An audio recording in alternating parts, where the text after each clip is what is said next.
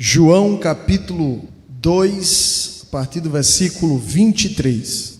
Estando ele em Jerusalém, durante a festa da Páscoa, muitos viram os sinais miraculosos que ele fazia e creram no seu nome.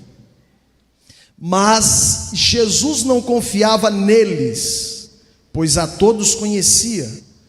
E ele não necessitava de que alguém lhe testificasse a respeito do homem, pois ele sabia o que havia no homem. Havia entre os fariseus um homem chamado Nicodemos, um dos principais dos judeus. Este foi ter de noite com Jesus e disse: Rabi, sabemos que és mestre vindo de Deus, pois ninguém poderia fazer estes sinais miraculosos que tu fazes, se Deus não fosse com ele. Jesus respondeu: em verdade te digo que quem não nascer de novo não pode ver o reino de Deus. Perguntou-lhe Nicodemos: como pode um homem nascer sendo velho? Poderá voltar ao ventre de sua mãe e nascer? Jesus respondeu: em verdade te digo que aquele que não nascer da água e do Espírito não pode entrar no reino de Deus. O que é nascido da carne é carne, mas o que é nascido do Espírito é Espírito. Não te maravilhes de eu te dizer: necessário vos é nascer de novo. O vento sopra onde quer e ouves a sua voz, mas não sabe de onde vem nem para onde vai. Assim é todo aquele que é nascido do Espírito.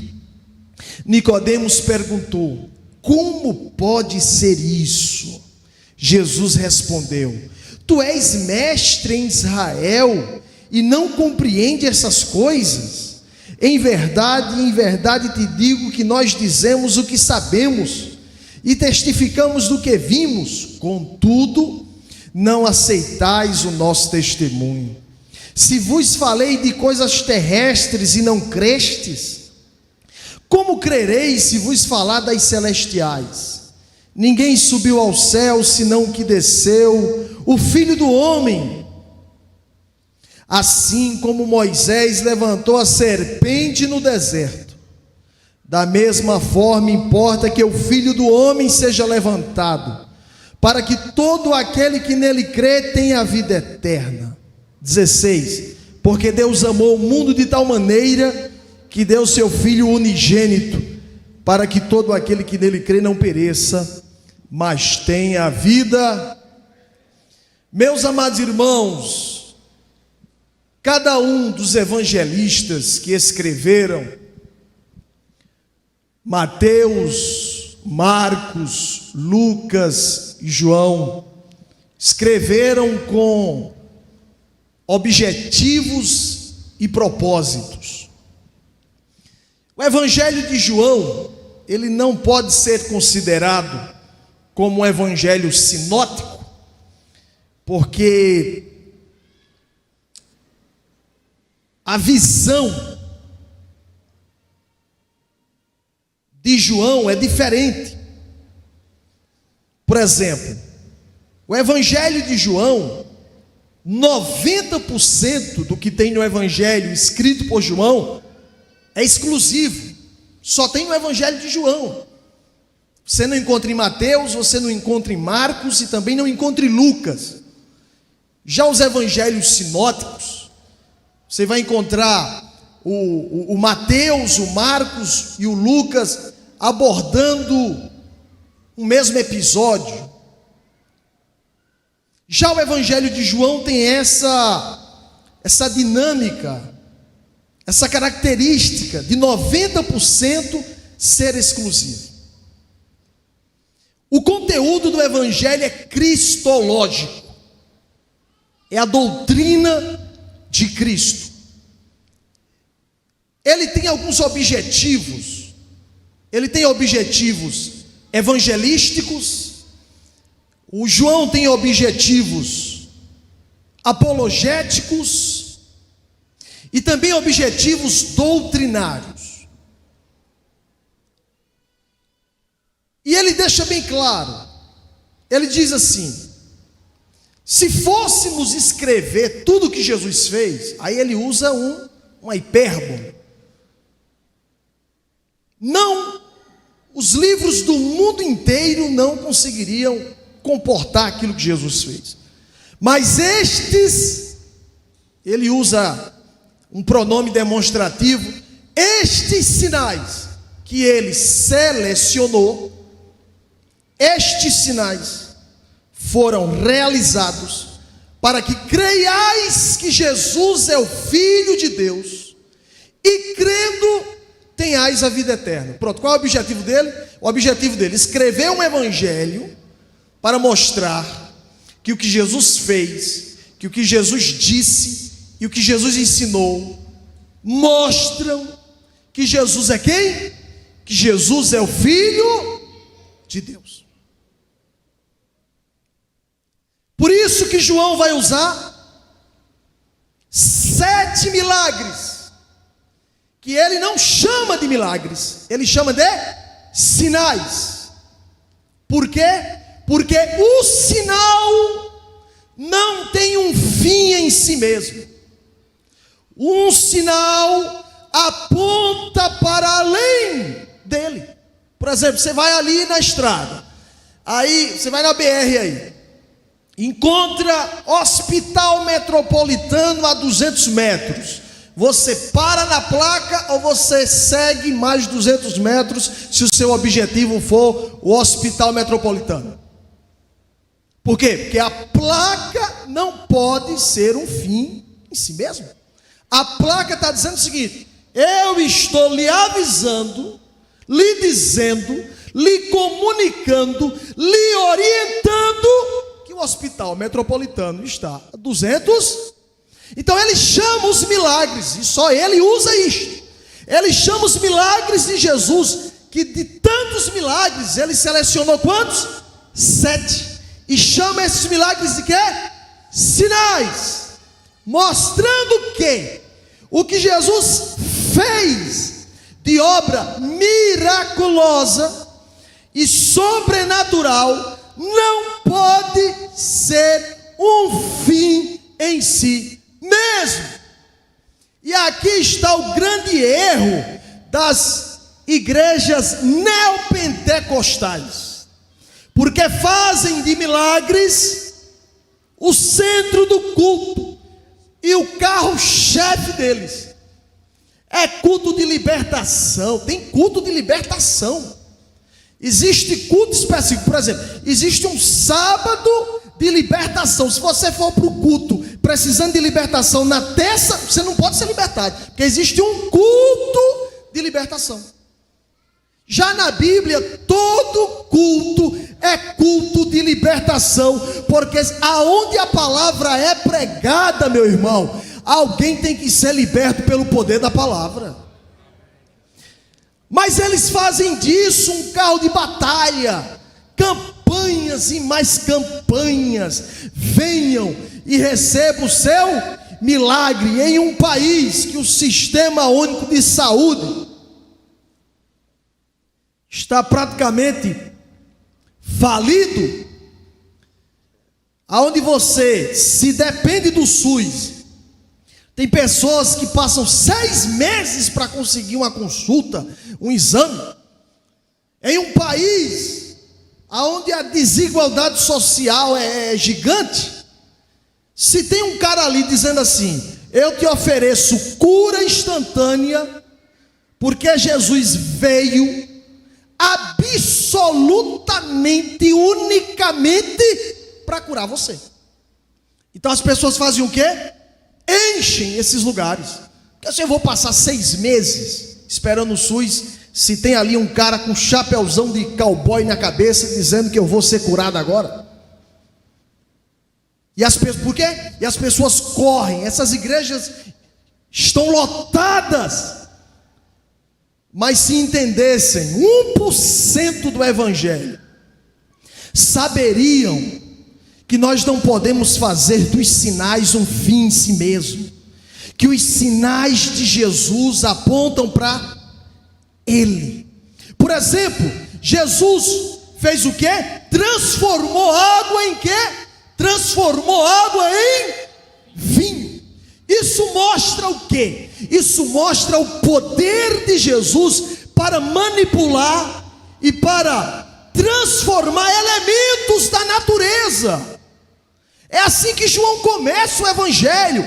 João não começa o evangelho aqui e agora. João começa o evangelho dele lá na eternidade. No princípio era o Verbo estava com Deus, e o Verbo era quê? E o Verbo era Deus. Ele estava no princípio com Deus. Todas as coisas, preste atenção no João, todas as coisas foram feitas por Ele, e sem Ele nada do que foi feito se... Agora está este Jesus que fez todas as coisas, manipulando água, transformando água em vinho, porque Ele é o Criador bendito. Irmãos, nós dizemos, a salvação depende de Jesus. Irmão, não é só a salvação não. Até uma muriçoca que vai aperrear você se você não ligar o ventilador. Até a muriçoca tem que depender de Jesus. Até a gramazinha do jardim depende de Jesus. Por quê? Porque este Jesus, Ele criou todas as coisas, e Ele sustenta todas as coisas pela palavra do seu poder. Mas João não para por aí. João diz que este Jesus tem poder sobre as leis da natureza. E esse Jesus fez o quê? Esse Jesus andou por cima das águas. Vai você andar por cima das águas para ver o que é que acontece? Mas ele andou, porque quem estabeleceu as leis da natureza? Ele. E somente Ele, que é o Criador das leis da natureza, pode dar ordem a essas leis, podem criar, pode manipular, pode mudar. E Jesus anda por cima das águas. João também registra 7 declarações de Jesus. Eu sou o bom pastor, e o bom pastor dá a vida pelas ovelhas. Eu sou isso no evangelho de João, 7 declarações de Jesus dizendo: eu sou o caminho, a verdade e a vida. Eu sou a porta das ovelhas. Eu sou a luz do mundo. Eu sou a verdade e a vida. Eu sou a ressurreição e a vida. Eu sou a videira verdadeira. E ele registra 7 discursos de Jesus, 7 sinais, 7 declarações e 7 discursos, mostrando que Jesus é quem? O Filho de Deus, mostrando que Jesus é Deus. Eu fiz isso para a gente poder entender, né, irmão, um pouco. E diz assim: estando ele em Jerusalém, no caso aqui é Jesus, né? Durante a festa da Páscoa, muitos viram o quê? Como é que está escrito aí na tua Bíblia? Milagres ou sinais? Jesus estava em Jerusalém por ocasião da festa da Páscoa, e muitos viram os sinais miraculosos que ele fazia. E essa turma fez o quê? Creu nele. Essa turma creu em quem? Em Jesus. Viram os sinais e creram em Jesus. Olha o que acontece aqui. Olha o que acontece. Mas Jesus não confiava neles, porque a todos ele não necessitava de que alguém lhe testificasse a respeito do homem, pois ele mesmo sabia o que havia no homem. Imagina lá, Jesus de Jerusalém, uma multidão, porque festa da Páscoa tinha judeus de todas as partes do Império Romano. Jesus está operando milagre, a turma está dizendo: eu creio. E Jesus disse: não confio em você. Por quê? Porque Jesus conhece. Eles verbalizaram, eles confessaram. cremos. Jesus disse: não confio. E Jesus não precisa de que alguém diga: Jesus, ó, Alanildo é assim, Alanildo tem esses defeitos, Alanildo tem esses pecados, Alanildo tem essas manias. Jesus não precisa de nada disso, porque ele conhece o que há no homem. E o que há no homem de tão ruim que Jesus não confiava neles? Paulo chama de quê? Natureza pecaminosa, natureza carnal. É isto que existe no homem. Depois que o primeiro homem pecou, Adão, representante de toda a humanidade, todos os descendentes de Adão herdaram uma natureza pecaminosa. E não são esses tecidos, nervos, e nem é os próprios músculos, a carne. Não, é uma natureza que se inclina para as coisas que desagradam a Deus. Todos os homens são potencialmente pecadores. É por isso que Paulo vai dizer que até Moisés a morte imperou, mostrando que como a morte é uma consequência do pecado, mesmo não havendo a lei no sentido didático, entregue, escrita, crianças morreram, adolescentes morreram, mostrando a prova irrefutável, insofismável, de que todos são pecadores.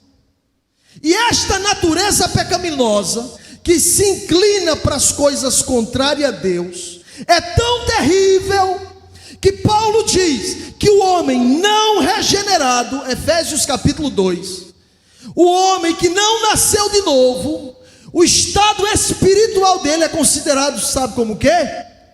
Morto. Estando vós mortos em delitos e em pecados. Isso é chamado de quê? De depravação total. Primeiro, universalidade do pecado. Todos os homens são pecadores. Todos. Segundo, o homem todo é pecador. Preste atenção. Universalidade do pecado. Todos são pecadores. Depravação total. O homem todo é pecador. Porque o homem é constituído de espírito, alma e corpo. Ou seja, não existe qualquer parte do homem que não esteja manchado ou manchada pelo pecado. E qual é a condição do pecador? Morto. Eu pergunto a vocês: morto fala, morto anda, morto levanta a mão. Vai em qualquer cemitério aí e dá um grito e pede para aquela turma se levantar, para ver se eles se levantam. Tem gente que tem muito medo de cemitério, mas é o lugar mais tranquilo que existe é cemitério. Se você receber uma pernoite, pode dormir no cemitério. Pense num lugar tranquilo. Não tem ninguém ali para te incomodar, para jogar um ovo, para botar o paredão para você não dormir. Não tem ninguém ali. Entendeu? O homem espiritualmente está como? Está sem reação, está sem vida. Aí, desses que creram em Jesus, um se chamava quem? Nicodemos. Nicodemos não era qualquer um. Nicodemos era um príncipe dos judeus. Nicodemos era um doutor da lei. Nicodemos era um mestre em Israel. Nicodemos era um dos membros do Sinédrio, Supremo Tribunal dos Judeus, para julgar questões contra a lei. Aí não está na Bíblia, mas a turma que estuda aí diz que dentre todos os membros do Sinédrio, ele era um dos 3 mais importantes. E a Bíblia diz que ele foi ter de noite com Jesus. Nós dizemos, eu já preguei muito isso, que ele foi ter de noite, porque não queria que os seus pares o vissem conversar com Jesus. Sim. Eu não quero dizer que eu estava totalmente equivocado, nem os senhores, quando a gente pregou. Só que na teologia de João, quando João usa noite, é uma figura de linguagem. Por que é que João faz questão de dizer o horário? Por quê? Por que é tão importante dizer o horário? Porque na teologia de João, noite representa trevas. Trevas representa pecado. O que é que João profundamente, realmente está dizendo aqui? Que Nicodemos foi ter com Jesus em trevas. Mesmo sendo doutor, teólogo e mestre. Sabe por quê, irmãos? Porque o novo nascimento não pode ser produzido pela fábrica religiosa. O novo nascimento não pode ser produzido pela Assembleia de Deus. Não pode ser produzido pela Comadep. O novo nascimento não pode ser produzido pela CGADB, nem pela CPAD. O novo nascimento não vem com canudo de formatura teológica. Não. E ele chega lá e diz o que é para Jesus? Olha o que é que ele diz. Bem sabemos, ele usa um plural. Ele está falando sobre quem? Sobre os seus alunos ou sobre os seus pares, os fariseus? Mas ele usa um plural. Bem sabemos que és mestre vindo de Deus. Porque ninguém pode fazer os sinais que tu fazes se Deus não for com. O que é que ele constatou? Que contra fatos não existem argumentos. O que Jesus fazia era tão concreto, meu irmão, era tão real, que não dava para dizer que era mentira. Sabe qual foi a estratégia deles? Ninguém pode negar o que esse homem está fazendo. E agora, então vamos dizer que o que ele está fazendo, que é real, é pelo poder de Beelzebul. Mas ninguém pode negar o que Jesus fazia. E ele diz, bem sabemos que és mestre vindo da parte de Deus. Uma das maiores autoridades no Novo Testamento, ainda em vida, o D.A. Carson, diz que esse plural, sabemos, invoca orgulho. É como se Nicodemos estivesse dizendo assim, sabemos. Tem pessoas que quando vai dizer que sabe de alguma coisa, né? Eu sei disso. Então, o que é que Nicodemos está dizendo aqui? Está com o coração cheio de orgulho, Abraão, e está dizendo, sabemos que tu és mestre, vindo da parte de Deus. Se você ouvisse um negócio desse, cara, o que você faria? Meu Deus, que coisa linda, eu sou mestre. Aí Jesus diz assim, ó para aqui, ó, preste atenção aqui. Olha a conversa de Nicodemos. Sabemos que és mestre vindo da parte de Deus, porque ninguém pode fazer os sinais miraculosos que tu fazes se Deus não for com ele. Jesus diz, em verdade te digo, que aquele que não nascer de novo não pode ver o reino de Deus. Volta. Mas Jesus, qual é a conexão do que Jesus está falando para o que Nicodemos falou? Me mostra aí onde é que está a conexão. Parece que Nicodemos está numa mão e Jesus está na outra. Parece que Jesus nem escutou ele falando. Não. Volta aqui. Sabemos que és mestre. Jesus olha para ele e diz, se você não nascer, você não pode ver. Você está dizendo que está vendo os sinais e está chegando a essa conclusão. Eu estou dizendo que se você não nascer, ainda que você veja os sinais, você não pode entender o reino de Deus. Sabe o que é que Jesus está dizendo? Você está me dizendo que sabe, eu estou lhe dizendo que você não entende, porque o homem natural não compreende as coisas do Espírito de Deus.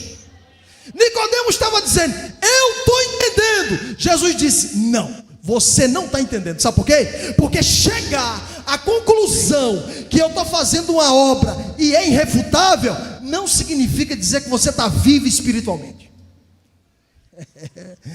Isso aqui, irmãos, eu vou contar uma coisa para você.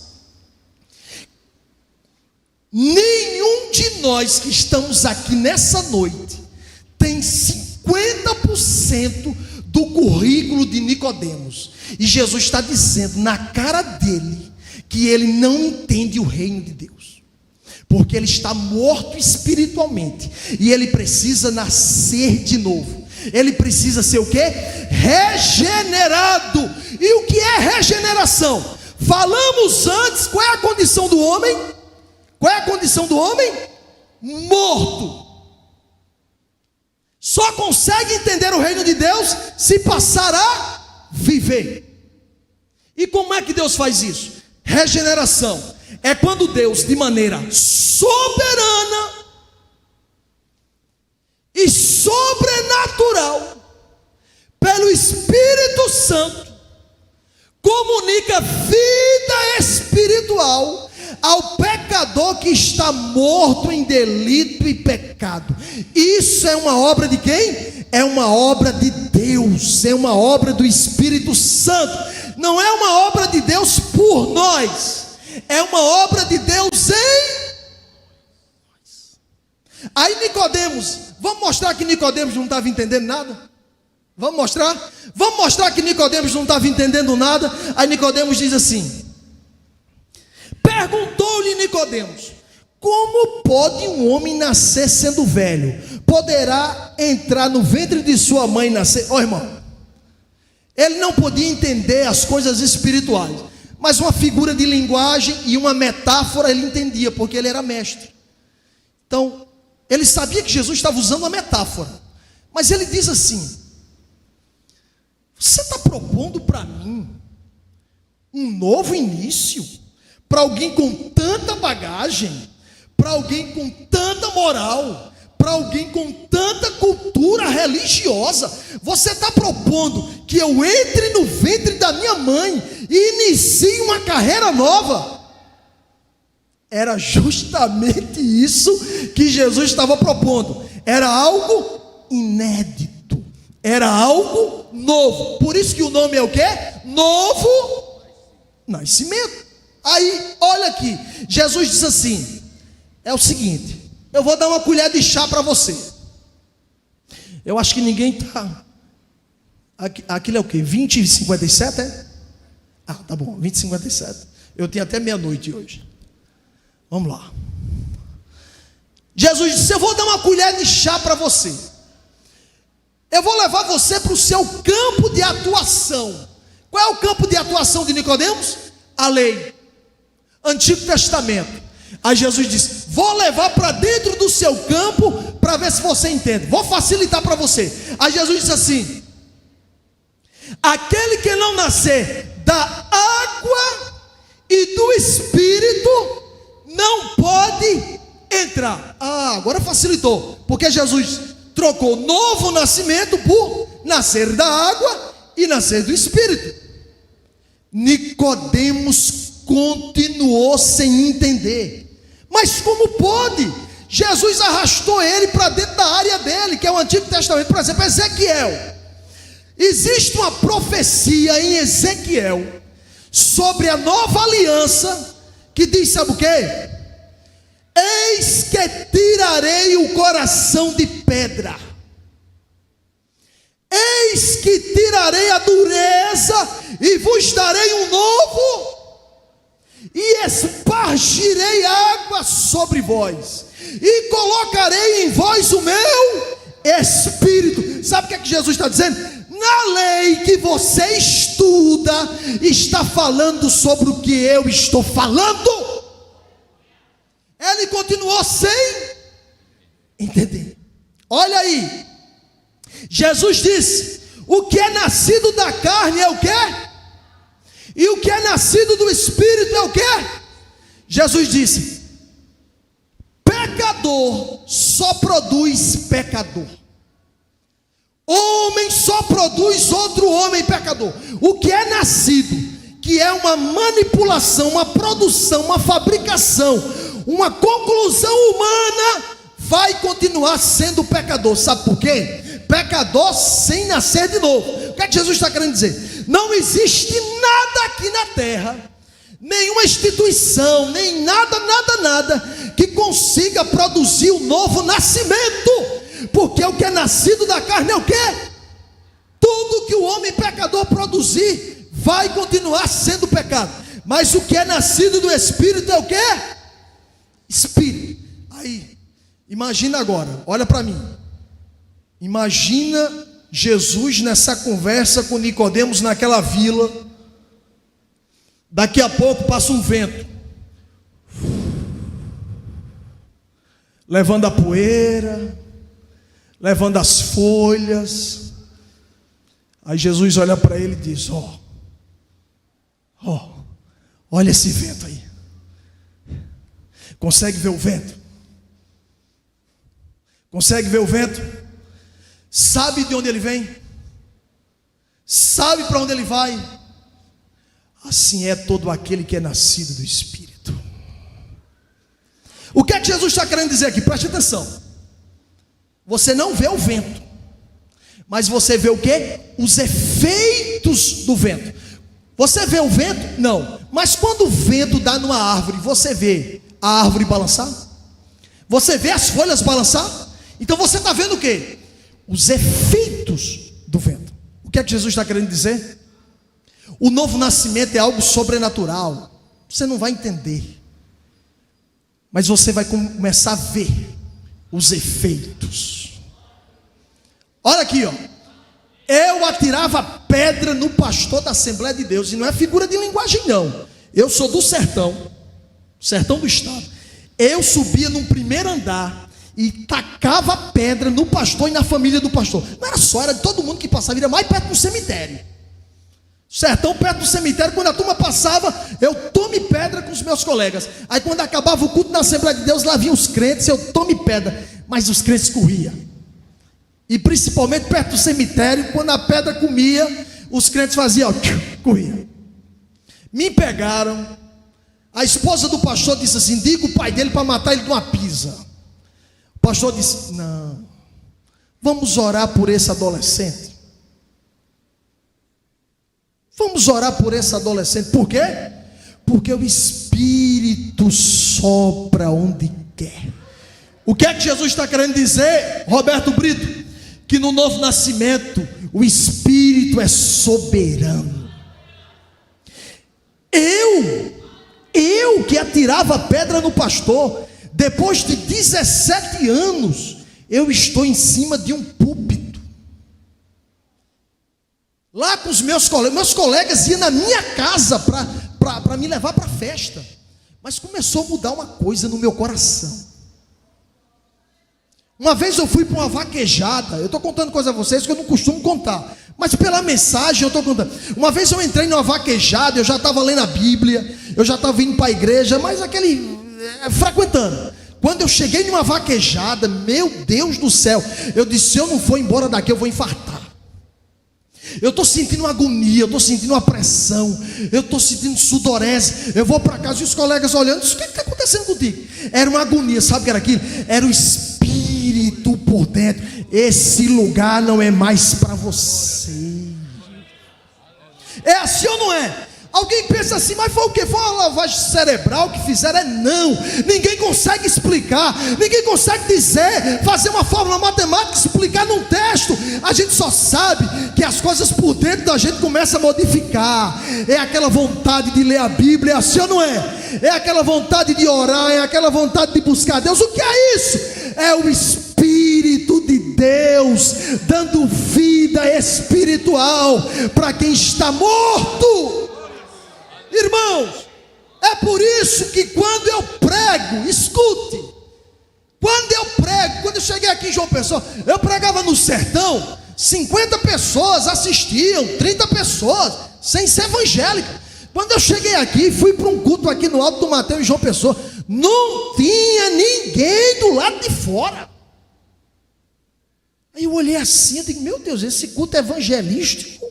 Eu acostumado com o sertão. Aí eu disse: mas para que Para que a pessoa aqui? Se a mensagem chegar lá na cama dela,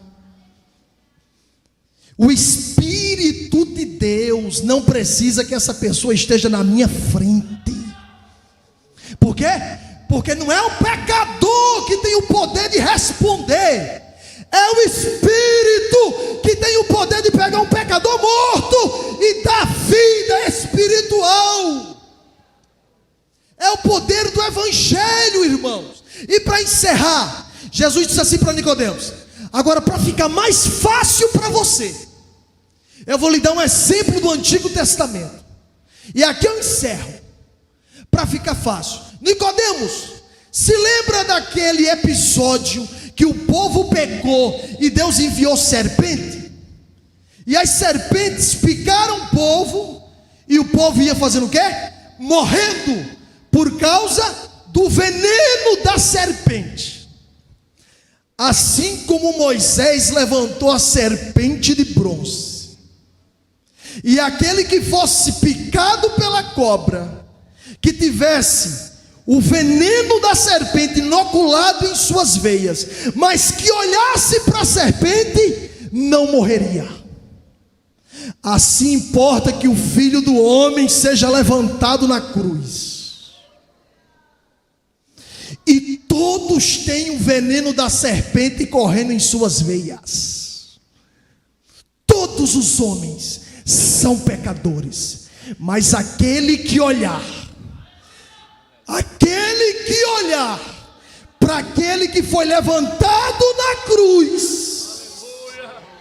Escuta aí, eu já fui caçador, já estou contando eu não gosto de contar coisa da minha vida, mas eu cacei 3 anos, tatu, tamanduá, lá no sertão, cacei mesmo, em cima de serra, passava 3 dias arranchado no mato. E você sabe, para cada serpente existe um antídoto.